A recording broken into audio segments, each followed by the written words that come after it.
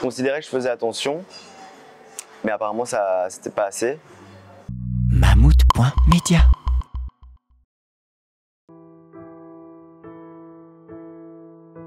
J'ai donné rendez-vous à ce gars près de chez moi, enfin près de chez moi, devant chez moi.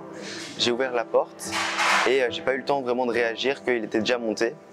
Et il a commencé à me filmer, donc déjà ça commence avec de l'intimidation, mais là je le dis en ayant pris du recul.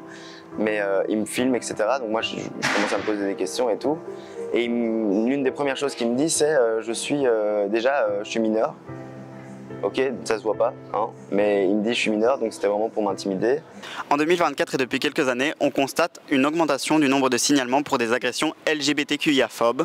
Parmi celles-ci, certaines sont orchestrées via des applications de rencontres telles que Grindr.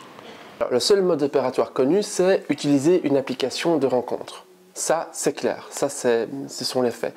Maintenant, ce que les personnes viennent rechercher sur ces applications sont complètement différentes. Que les personnes cherchaient plutôt à voler, cambrioler la personne.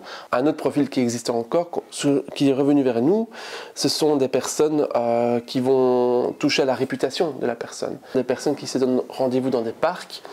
Et l'objectif est clairement de pouvoir, on va dire le mot, casser du PD. Et il commence petit à petit à me faire des menaces. Il me montre, il a un Snapchat caché où il montre des photos de tout ce que j'ai sur les réseaux sociaux. Mais c'est à partir du moment où deux autres personnes m'ont contacté en me disant « Maël, j'ai vu tes photos sur le Snap caché parce qu'ils se sont fait agresser de la même manière que moi. » Et en fait, on a été à 3 à la police. Cependant, Maël et ses amis ne représentent pas une majorité. Seuls 13% des victimes recensées par la Rainbow House finissent par se signaler à la police. Entre 100 et 150 signalements LGBTQIA+ phobes ici à la Rainbow House depuis 2 ans. Ce chiffre-là est en constante augmentation.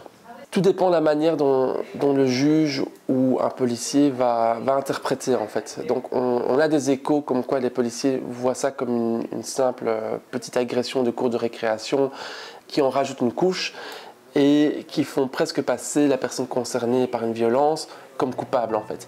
C'est compliqué en fait d'assumer d'être gay, d'assumer d'avoir vécu une agression et d'assumer de l'assumer comme ça, tel qu'on est. Mammouth.media. Mammouth.media? Tu connais pas?